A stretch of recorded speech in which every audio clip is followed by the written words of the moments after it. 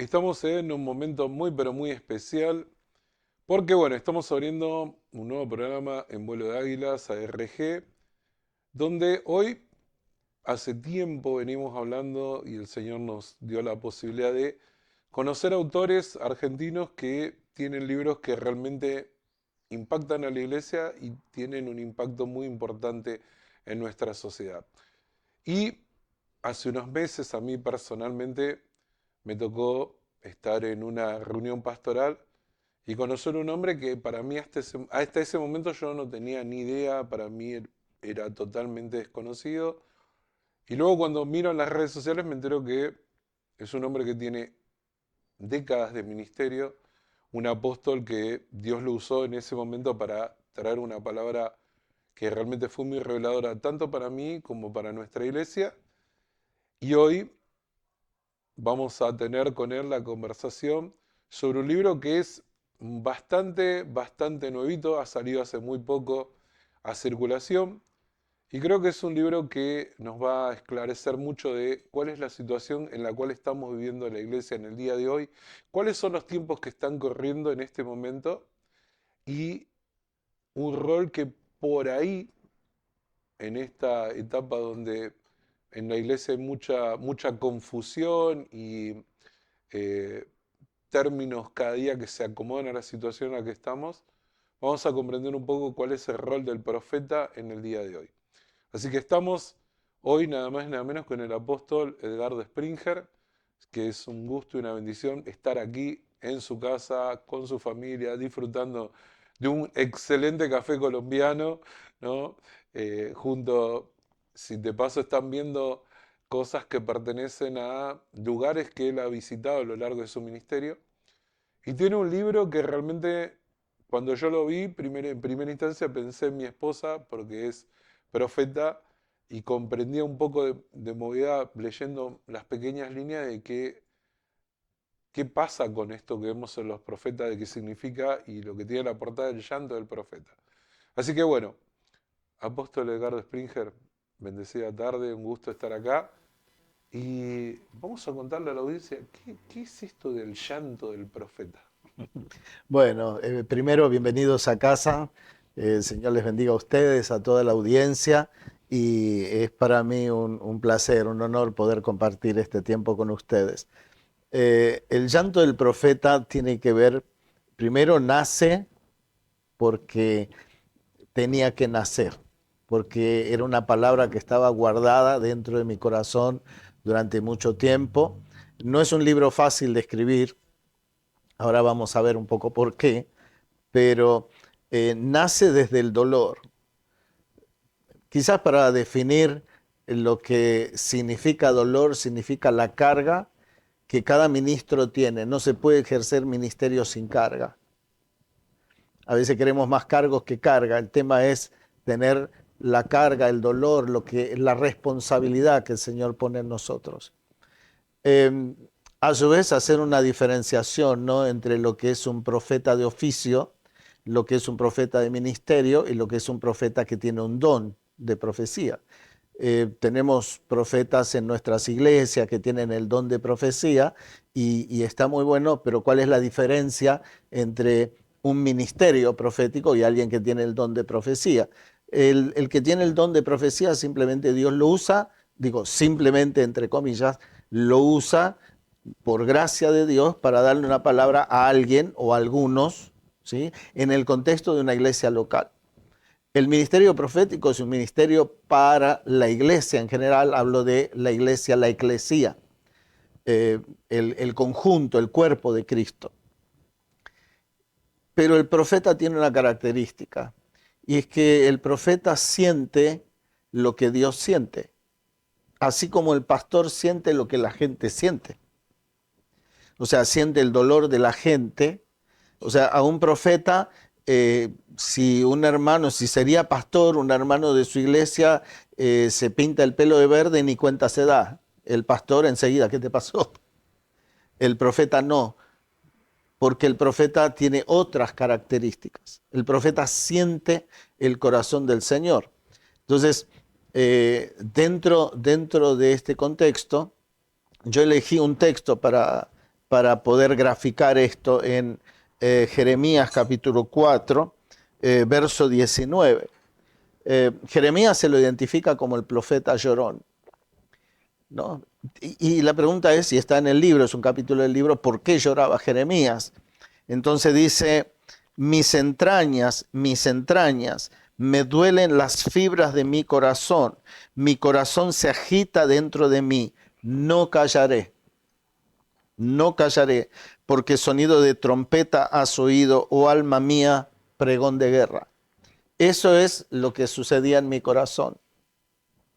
El llanto y el título del libro se da porque cuando yo ministro lloro, normalmente lloro.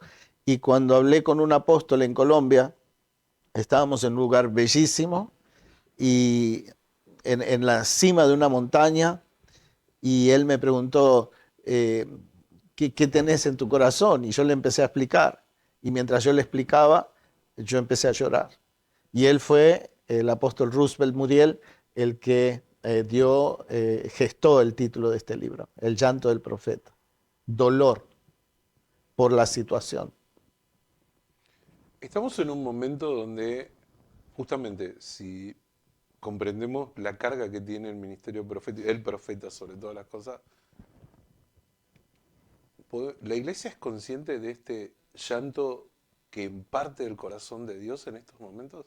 No, definitivamente no. Se ha tratado de acallar y se ha cambiado, trastocado el rol del profeta. O sea, en la antigüedad, cuando llegaba un profeta, hasta los reyes se escondían porque el profeta traía una voz directiva de parte de Dios. Hoy en día, si un pastor dice que viene el profeta X, la gente aplaude, salta, invita gente, vienen gente en colectivo, vienen de otros lados, porque viene un profeta. Y entonces quieren escuchar esa palabra bonita, esa palabra que motiva, pero ese no es el rol del profeta. Hay mucho profeta que solamente profetiza de sus impresiones, sus vanidades, lo dice Jeremías, está en el libro, pero el ministerio de profeta es una voz de exhortación, es una voz de edificación, también de consolación, pero una voz directa a la iglesia, ¿sí? Esa voz se ha querido acallar, pero entiendo y siento y lo he plasmado en el libro, de que hay una voz profética emergente en el mundo entero. En el mundo entero la voz profética está volviendo a surgir, pero no está siendo escuchada como debe ser escuchada. Y el cuerpo de Cristo como iglesia, ¿está preparado para escuchar este mensaje en estos momentos? Yo creo que el tema no es el cuerpo de Cristo está preparado o no está preparado. El cuerpo de Cristo siempre está preparado porque es cuerpo de Cristo. El tema es que eh, no pueden escuchar la voz del profeta, que es la voz de Dios. Eso no significa que sea infalible, ¿no? O sea, acá también tenemos que hacer una distinción entre el profeta del antiguo pacto y del nuevo pacto, ¿sí? O sea, el profeta del antiguo pacto era un profeta que era infalible, su voz era la voz de Dios porque no había con qué contrastarla. Hoy tenemos la palabra. Cualquier profeta que contradice la palabra es falso profeta. O sea, la palabra es la vara de medir, es la voz rectora. En el Antiguo Testamento no tenemos que confundir eso porque si no erramos ya de entrada, ¿sí? Entonces, creo que el cuerpo de Cristo necesita prepararse. Hay una parte del cuerpo de Cristo que anhela esa voz, que anhela, y otra que no la puede escuchar porque sus oídos están cerrados. Hay un cuerpo de Cristo que también, hay parte del cuerpo de Cristo que está entenebrecido, aletargado, adormecido. Entonces no escucha la voz de Dios porque simplemente sus oídos se cerraron, pero necesitan ser activados nuevamente, despertados. Por eso Pablo a la carta a los Efesios dice, despiértate tú que duermes, ¿sí? Necesitamos prepararlo. La voz profética es una voz de trompeta, es una voz de alerta, es una voz que traspasa lo que no se puede, así como fue la voz de Jesucristo. O sea, cuando Jesús llega, los fariseos, los religiosos, no estaban preparados, pero había un mundo que sí estaba preparado para escucharlo. O sea, hay algunos que no lo van a escuchar, pero ese no es el problema. Además que hay algunos que sí quieren escuchar y necesitan escuchar. Bien, cuando empezamos a leer el libro, uno de los primeros capítulos nos habla de el surgimiento o el levantamiento de un nuevo remanente, y hay una historia muy particular que es la historia del profeta Elías y los profetas que el Señor había guardado en ese momento en las cuevas, producto de el desafío y la persecución de Jezabel, que dicho sea de paso, es un espíritu que hoy está más vigente que nunca, ¿no? O sea, digo, trasladando la historia de Elías al día de hoy, Ujú. eh, si cambiamos los contextos, podría ser Argentina, América Latina, Estados Unidos, Europa, el imperio de Jezabel o el espíritu jezabélico está en este momento. Sí, el espíritu de Jezabel, el espíritu de Absalón, o sea, las personas mueren, pero los espíritus que inspiraron a las personas siguen vigentes y siguen actuando. La pregunta es, ¿por qué siguen actuando? Porque simplemente hay una iglesia distraída que no discierne. Cuando nosotros preguntamos, ¿cuál es el don más importante que la iglesia necesita? No es el don de profecía, es el de discernimiento. Y la iglesia perdió el discernimiento. Entonces necesitamos, cuando hablo de iglesia, no hablo del pleno de la iglesia. Hablo de la iglesia a la cual el Señor le está hablando a que esa iglesia despierte, ¿sí? La iglesia dormida.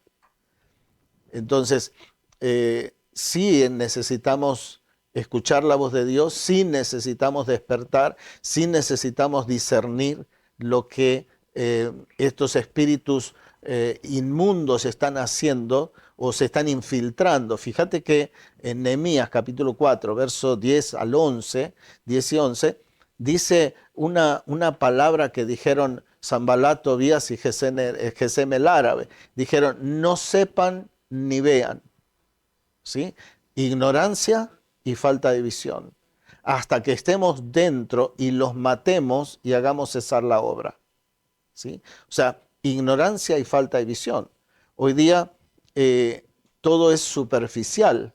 Necesitamos volver a la palabra y profundizar en la palabra. Somos el pueblo de la palabra. Es una de las áreas que necesitamos restaurar, recuperar la lectura bíblica como una disciplina, ¿sí? Entonces, Jezabel actúa, Absalón actúa libremente, pero ¿por qué? Y otros espíritus más, ¿no? Porque simplemente se los deja actuar, no se los discierne, simplemente se habla de las consecuencias, pero no se los frena. La iglesia tiene autoridad. La iglesia le fue delegada autoridad para que todo principado, toda potestad esté bajo los pies de la iglesia. Pero a veces bailan en la cabeza, ¿no?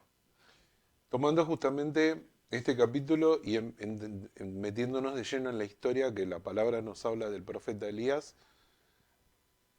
El profeta Elías es un profeta que viene, no tiene linaje, se desconoce su antigüedad, no viene de ninguna tribu conocida, no lo referenció nadie, no tiene en el currículum vitae alguien, pero es alguien que aparece en un momento determinado y sigue a rajatabla todo lo que Dios le dice en ese momento para actuar y demás.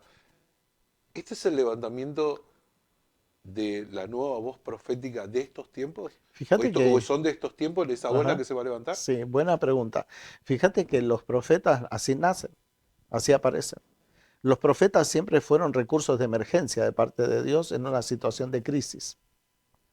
Siempre Dios ha levantado profetas en una situación crítica y los ha usado y de repente desaparecieron. O sea, Dios los ha usado como Él quiso, cuando Él quiso, en un momento determinado de la historia. O sea, Él no tiene una historia previa. Él escribió una historia y después transmitió a otro. Apareció Eliseo, ¿sí? En escena. Ahora, es muy interesante la historia de Elías, porque cuando Elías aparece en escena, el pueblo de Israel estaba totalmente desviado, detrás de los Baales, que es otro capítulo del libro. Nunca se preguntaron los oyentes, nunca te preguntaste, ¿cómo puede ser que el pueblo de Israel, habiendo visto tanta gloria, ha visto tanto portento, ha visto tanto de Dios, se apartaron detrás de una estatua? ¿Por qué? ¿Qué pasó? O sea, besarle los pies a una estatua, a un Baal, porque simplemente prometía y no reclamaba nada. Simplemente había que adorarlo. La meta de Baal y de todos los dioses de aquel tiempo no era que lo adoraran, sino que salieran de la adoración del Dios verdadero. Ese era el punto, ¿sí? Entonces, el pueblo de Israel siempre se contaminó con los pueblos de alrededor cuando dejaban el altar. Y el altar lo habían descuidado. Cuando vos descuidas tu altar, empezás a construir un altar para otro, sea cual fuera. Llámese trabajo, llámese ocio, llámese bienes materiales, llámese como sea. Entonces, cuando Elías siente su llamado profético, lo primero que se encuentra es un altar arruinado. Se encuentra el desafío de los profetas de Baal y de Acera. Y por el otro lado, él siente que estaba solo, ¿no? Y a veces, si alguien nos está escuchando y se siente solo en el ministerio, y el Señor dice que no está solo, pero él se sentía solo.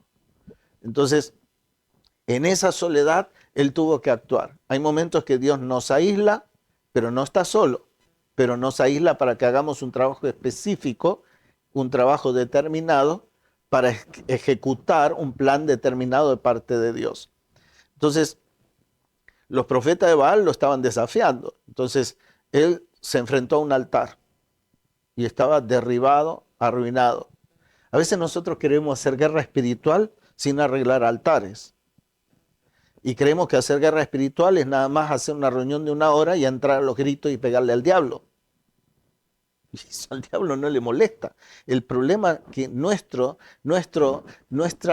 asignación como iglesia es una guerra de altares. Si nuestro altar está preparado, nuestro altar hay sacrificio sobre él, siempre seremos vencedores. La victoria no se toca, la victoria es algo concedido, pero necesitamos caminar en esa victoria. Él sabía que el Dios al cual él servía era el Dios todopoderoso, el Shaddai, el victorioso, pero el altar estaba arruinado. Entonces, primero tuvo que arreglar el altar y después, fíjate qué interesante, tuvo que poner un sacrificio sobre el altar. Porque nosotros miramos a Elías, el profeta de fuego, el fuego cayó sobre el altar. Sí, pero no nos damos cuenta de que primero tuvo que arreglarlo y después tuvo que poner un sacrificio. No hay fuego en altares donde no hay sacrificio. El fuego no cae ahí. Entonces oramos que caiga el fuego, cantamos que caiga el fuego, pero sin sacrificio, sin consagración, sin entrega, sin devoción. Entonces cuando él reparó el altar y ya los profetas de Baal se rindieron, él dijo, bueno, ahora me toca a mí. Y este es el tiempo profético de la iglesia, donde la iglesia dice, ahora nos toca a nosotros. Pero ¿qué hacemos? Necesitamos restaurar el altar. No hacer un altar nuevo, restaurar el altar. La asignación de Elías fue esa, restaurar el altar. Después la historia continúa, donde Elías es intimidado, Elías se quería morir y todo eso ya lo conocemos. Pero para mí el eje de la historia es que él tuvo que reparar un altar. Y la pregunta es, hoy día los profetas de Dios que el Señor está levantando, hay una proclama y es la declaración de parte de Dios, necesitamos restaurar el altar. Yo quiero establecer el altar. Quiero derramar mi fuego sobre la iglesia. Quiero el mismo Pentecostés, pero el Pentecostés de la última etapa de la iglesia. Y la pregunta es, ¿por qué no sucede? ¿Cuántos profetas han profetizado y siguen profetizando que se viene la última gran cosecha o no? La pregunta es, ¿y cada vez estamos cosechando menos? Salvo honrosas excepciones, no hay un crecimiento o una expansión de la iglesia. Hay mucha migración, pero no hay expansión. Entonces la pregunta es, ¿por qué? Porque queremos hacer guerra espiritual sin pacto, sin compromiso. Entonces, los profetas de hoy lo que están diciendo es, primero necesitamos ir al altar, primero necesitamos ir a la cruz, necesitamos volver a la cruz. Entonces, hay mucho profeta suelto por ahí, dando vueltas, está escrito en el libro, ¿no? Mucho profeta que dice, te va a ir bien, todo Dios te va a bendecir. Eso ya somos más que bendecidos, no hace falta profetizar eso. O sea, el tema es que en nuestros púlpitos hay mucho predicador y poco mensajero. Necesitamos escuchar mensaje de parte de Dios. Cuando buscamos en los diccionarios bíblicos y la definición, Elías es un nombre compuesto con un significado muy, pero muy especial, que significa Yahweh es mi Dios o mi Dios es Yahweh. Ujú. Entonces, cada vez que acá, que era el rey de ese momento, lo nombraba, él le recordaba, o sea, el nombre de Elías le hacía recordar al pueblo cuál era el lugar al que debería volver, ¿no? El pueblo de Israel, que estaba desviado en ese momento en el camino. ¿Cuáles son esas piedras Ujú. que restaura el profeta Elías, que es lo central del libro, ¿no? El libro tiene esas 12 piedras que son fundamentales y este concepto de restaurar el altar, por lo menos a mí, en el primer momento que yo lo leí o lo escuché primero y después encontré que había un adelanto en las redes de la editorial y después cuando tuve el libro poder leerlo. ¿Cuál es este altar que hoy Dios está pidiendo, nos está pidiendo a las iglesias y a los ministros que empecemos a reparar para que caiga su fuego sobre ese pueblo? Bueno, creo que 12 piedras no es caprichoso, sino que en Éxodo 20 dice que son 12 piedras. Entonces, la primera piedra es la de la unidad. Después, o sea, no me quiero olvidar de ninguna, pero si no, acá tengo el índice del libro para no olvidarme, pero hablamos de la adoración. O sea, tenemos mucho músico, buenos músicos, en algunos casos, pero no adoradores. Entonces necesitamos volver a la esencia de la adoración en espíritu y en verdad. Una adoración que nazca del propio corazón de Él y que Él guíe, Él mismo guíe. Intercesión, oración. O sea, se ha perdido la oración como una disciplina que antes la iglesia tenía. Entonces, la reunión de oración vienen muy poquita gente, si es que hay reuniones de oración en las iglesias, cada vez menos, porque hay tantas actividades. Lectura de la palabra, el altar familiar. Se perdió la iglesia en la casa. O sea, antes era en el templo y por las casas. La casa era un factor de cambio en la sociedad. Hoy día es, el centro es la iglesia.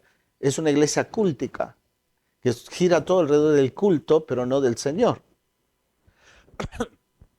Después también tenemos, déjame leerlo porque ya soy un hombre grande y hay veces que las cosas se me olvidan. La adoración, la unidad, la santidad, ¿sí?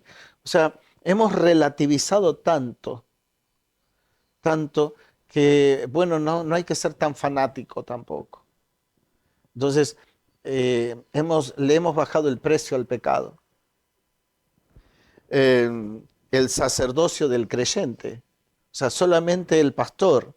Le traje un alma para que le ore, le traje una persona para que le ore. Y muchas veces los pastores hemos sido cómplices de eso. La Biblia dice que todo el conjunto de la iglesia hacía milagros, prodigios y señales. Toda la iglesia, en Hechos 8. Los milagros lo hacía la gente. Antioquía. Después tenemos los dones y los ministerios. Primera de Pedro 4:10 dice que cada Cada uno. Eso significa en griego, en hebreo, en arameo, o en alemán, o en español. Cada uno significa todos. Según el don que ha recibido, ministrelo a los demás. Ministro, sirva. Ministrar significa servir. Sirva a los demás según el don que ha recibido. Después tenemos la lectura de la palabra, ya lo vimos, la fe. La gente cree que tiene fe como respirar. Pero la Biblia habla de una fe que hace prodigios, señales. Por la fe hicieron, por la fe conquistaron, por la fe lograron. Hoy tenemos una iglesia espectadora que va a ver lo que 5 hacen. Entonces necesitamos volver al protagonismo de la iglesia. Y fíjate una cosa, pastor, uno de los temas más interesantes, que ya no es el tiempo de un ministerio famoso, ya no es el tiempo del protagonismo del pastor, es el tiempo del protagonismo de toda la iglesia. De toda la iglesia. La iglesia va a ser la gran protagonista del final de los tiempos. Anónimo, gente anónima, pero que ora y los enfermos se sanan. O sea, ya no necesitamos el evangelista famoso, traerlo de otro país para que venga y haga una campaña. Es la iglesia ministrando a través de los dones, de los ministerios. El altar familiar, o sea, el culto en casa. La pasión por hacer discípulos. No puedo entender que haya personas de 40 años de iglesia que no tienen un solo discípulo. La Biblia dice, vayan y fructifiquen, multiplíquense. Génesis. ¿Cuál fue la gran comisión? Vayan, prediquen el evangelio a toda criatura. Vayan y hagan discípulos, enséñeles y bautícenlos. Esa era la premisa de la iglesia. No nos mandó a hacer hermosos cultos, sino a ser discípulos. Entonces, la iglesia ha delegado eso como ha delegado la enseñanza. Sacamos la enseñanza de la iglesia y la llevamos a los seminarios. Error. Antes se enseñaba, la iglesia era un lugar de enseñanza. Y hoy día se enseña afuera o damos cursos. Pero si vos decís, ¿y cuánto dura la carrera? 3 años. Ah, no. Entonces cada 3 meses hay que dar un diploma para que la gente se sienta motivada. ¿No? Tener una perspectiva de la eternidad. No hablamos de vida eterna.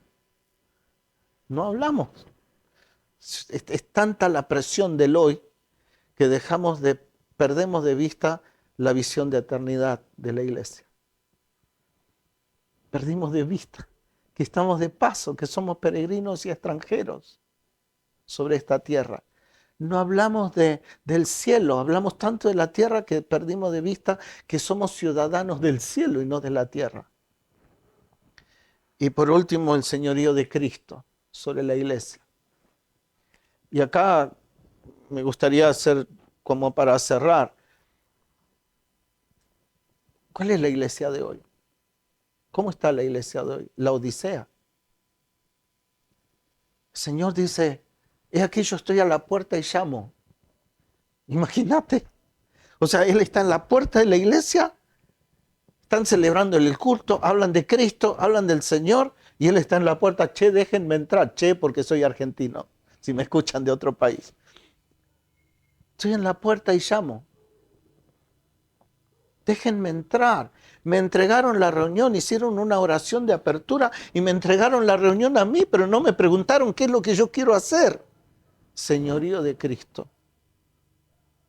Necesitamos recuperar que Él sea el Señor de la iglesia, que Él sea la cabeza de la iglesia y nosotros su cuerpo. Él manda, nosotros obedecemos. No hacemos cultos para Él, sino que Él simplemente dirige la reunión para Él. Entonces, yo puedo sentir en mi corazón la angustia del Señor. Es como celebrar el cumpleaños sin el cumpleañero. Es como que celebramos, le entregamos la reunión, hablamos de él y él está en la puerta mirando por el ojo la cerradura. Tomando la palabra, ¿no? Estamos celebrando la boda sin el novio. Sí, sí, claro, claro. Hablamos de él, pero cuando él dice, me llamaron Señor, Señor, pues yo no los conozco. No sé quiénes son. ¿Quiénes son? Entonces creo que necesitamos conocerle, encontrarnos con él. Yo decía en una prédica este domingo, digo, Eliezer dice que fue a buscar esposa en la fuente de aguas, esposa para Isaac. La pregunta es, ¿vamos al culto a una fuente de aguas o esperamos que nos sirvan un vasito de agua? La esposa, la esposa del Cristo glorioso es la que baja a la fuente de aguas, inagotable. Entonces, hemos perdido la expectativa de lo que Dios va a hacer cada domingo. Los avivamientos no son porque Dios quiere, son porque nosotros queremos y necesitamos, porque nos hemos secado. Entonces, por eso necesitamos avivamiento. Y hoy, para cerrar, se habla mucho, ¿no?, de las nuevas generaciones y se habla de que hoy tenemos una nueva generación, llama la generación de cristal, ¿no? Los chicos hoy que no tienen cero tolerancia a la frustración, que no se les puede decir un no, que muchas de las cosas tienen que correr en torno a lo que a ellos les parece, sino incluso con muchos pastores el debate se van de la iglesia y demás. Estamos atravesando una generación de pastores de cristal y no me refiero solamente a la edad, sino en la forma del comportamiento en el día de hoy. Es que se ha perdido la formación, se ha perdido la formación. Acá también hay una crisis en la iglesia porque más del 70% de los pastores no han tenido formación académica, formal, digo, ¿no? Entonces, ese es el primer problema. El segundo problema es que no hemos sido formados por pastores. O sea, un pastor forma un pastor. El seminario forma licenciados, bachilleres en teología. Pero un pastor se forma al lado de otro pastor y lo primero que tengo que entender es recibir un no y aceptar ese no. Ser formados, preparados, forjados como hombres de Dios. Ahora, lo que vos decís es lo que sucede en esta sociedad. Hay una disgregación familiar. Ya no es el gobierno del padre, de la madre, sino de los hijos. Entonces, tenemos pastores que llegan de una generación que ya no fue formada por otros pastores. Ese es el primer problema. O sea, tienen cobertura, pero no formación, que es otra cosa. Ahora, el otro tema, con los miembros de la iglesia, antes uno en el trabajo, si el jefe le decía algo que no le gustaba a uno, agachaba la cabeza. Hoy día en la iglesia, si uno dice algo, la gente se va de la iglesia. En las maestras, en la escuela, antes si la maestra retaba al chico, llamaba a la madre, entre la maestra y la madre le daban duro y parejo. Hoy día entre el chico y la madre le pegan a la maestra. Eso es la sociedad, pero la sociedad también es la que abona gente en la iglesia. Entonces es un problema social que necesitamos resolver desde la restauración del orden familiar. Pero también los pastores, el tema es que buscan cobertura, pero no paternidad. Entonces la paternidad corrige. La cobertura mira para otro lado. O sea, la cobertura simplemente es alguien que cubre y a veces hasta encubre, ¿no? Entonces, sí tenemos una generación de cristal, es triste, es lamentable, hay que tener mucho cuidado de cómo uno se dirige a la gente, porque ese espíritu de intimidación sobrevuela a la pastoral. Ese espíritu de intimidación que tuvo Elías con Jezabel es un espíritu que necesitamos discernirlo en muchos pastores que tienen miedo de perder membresía por corregir. Entonces, sí, o sea, lo que estás preguntando es rotundamente sí. Me queda infinidad de cosas para seguir hablando, podemos hablar toda la tarde. Ya el tema, ya me queda un tema pendiente que es un tema que suele ser bastante controversial sobre la paternidad espiritual, que creo que amerita otra entrevista en particular porque nos encantaría que nos des justamente todo lo que la palabra nos habla de la paternidad espiritual y comprender que hoy estamos también en una generación de pastores huérfanos que Ujú. estamos viviendo esta situación. Pero mi última invitación es, ¿por qué sea pastor, ministro, evangelista, profeta, adorador, el que nos esté mirando, o incluido alguien que sienta que hay un nuevo llamado del Señor, que sienta que hay algo que le incomoda tal vez donde está, y sienta que hoy este mensaje puede llegar a ser una invitación del Señor a salir del anonimato como Elías y tomar el rol protagónico que Dios le dio en la historia de la humanidad al profeta Elías, ¿no? ¿Por qué? ¿Cuál es la última invitación para que, por qué el llanto del profeta debería estar en su mano, en su biblioteca? Porque incluso está en digital, también hasta en También. tu tablet también puede estar. Sí. Creo que toda voz de Dios necesita ser escuchada. Y esto no es un libro de un autor, yo no me considero el autor de este libro, sino un intérprete de una palabra profética que fue vertida en papel. Entonces, toda voz de Dios necesita ser escuchada. Claro, la palabra de Dios es examinen todo y retengan lo bueno. Y así considero que debe ser. Entonces, eh, toda persona que lee debe discernir si es una palabra profética o no. Pero necesitamos escuchar la voz de Dios para la iglesia de este tiempo.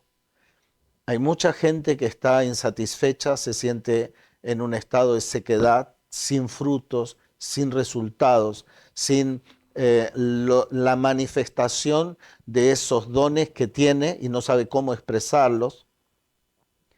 Y el Señor está derramando sobre su iglesia en este tiempo una voz que la despierta, una voz que la va a levantar, una voz que la desafía a ser parte y protagonista de este último tiempo de la historia. Necesitamos volver a la cruz, o sea, cuando decimos restaurar el altar, es ir a la cruz, volver a la cruz. No estamos hablando de un inconverso, estamos hablando que como iglesia necesitamos llegar a Jesús nuevamente y arrepentirnos. Dice, arrepentíos, arrepentíos, conviértanse para que vengan desde los cielos tiempos de refrigerio, para que lleguen los tiempos de la restauración de todas las cosas. Entonces caminamos en ese tiempo, pero sin arrepentimiento, sin conversión, sin una genuina carga por decir, perdón Señor, hemos descuidado tu altar, nada va a cambiar. Queremos cambiar. El llanto del profeta simplemente es la expresión de un hombre de Dios que caminó muchísimos años en el Evangelio y que hoy pudo expresar lo que Dios ha puesto en su corazón para compartirle a la iglesia. Y el que tiene oídos, oiga. Apóstol Edgardo Springer, muchísimas gracias. Es un gusto y un placer escucharte y aprender cada momento más. Y para todos los que llegaron a este momento, es porque el Señor te ha tocado a lo largo de toda esta conversación. Sabemos que Dios ha puesto palabras personales que han llegado, algunos a tu corazón, otros a tu espíritu, otros a tu mente, pero que tomes este desafío. Hay un nuevo rol, hay un nuevo tiempo, hay un tiempo para discernir y hay un tiempo donde la iglesia se va a levantar como un día. Apareció el anonimato del profeta Elías, hoy Dios nos llama a que salgamos de ese anonimato y confrontemos lo que la sociedad tanto requiere. Que hoy se levante una iglesia con poder y autoridad que está en el Evangelio y está totalmente escrito y predestinado. Bendecimos a cada uno de los que estuvo en esta transmisión. Este es el inicio de una serie de entrevistas que vamos a ir llevando con hombres de Dios, donde durante Dios nos va a ir hablando y nos va a ir mostrando para mostrar estos caminos que creo que la iglesia de hoy tanto lo requiere. Los bendecimos.